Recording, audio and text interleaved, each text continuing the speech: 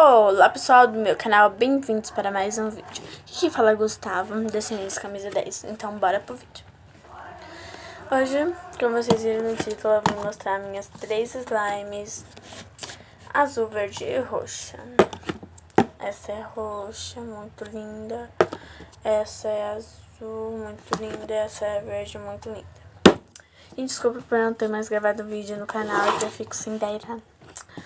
Primeiro eu vou começar pela verde. Elas são da Arctic Meleca Slime. Gente, elas são de gel. Tô vendo tudo vocês aí pela câmera. Elas são muito boas.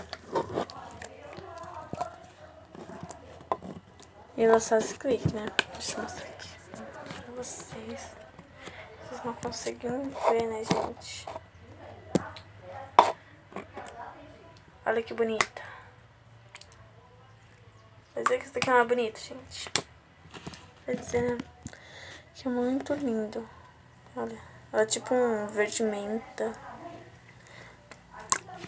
Ela é muito boa.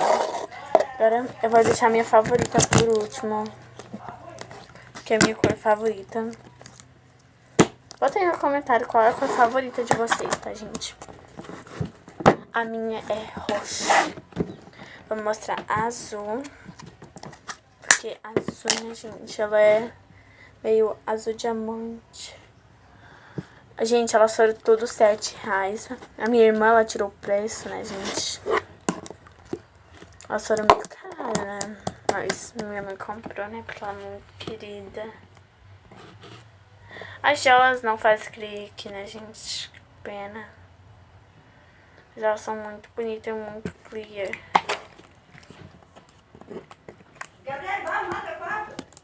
Agora bora pra roxa.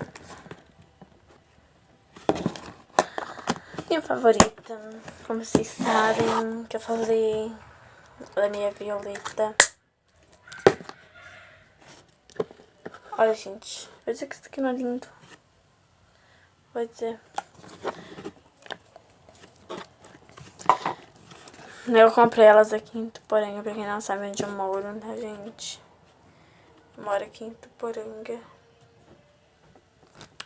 Eu vou mostrar elas mais de perto. Morrendo aí. Gente, na câmera elas não ficam com a cor totalmente. Mas logo, se vocês querem navelinhas aqui pro canal de slime, bota aí nos comentários, tá, gente? Então foi isso. Espero que vocês tenham gostado e tchau!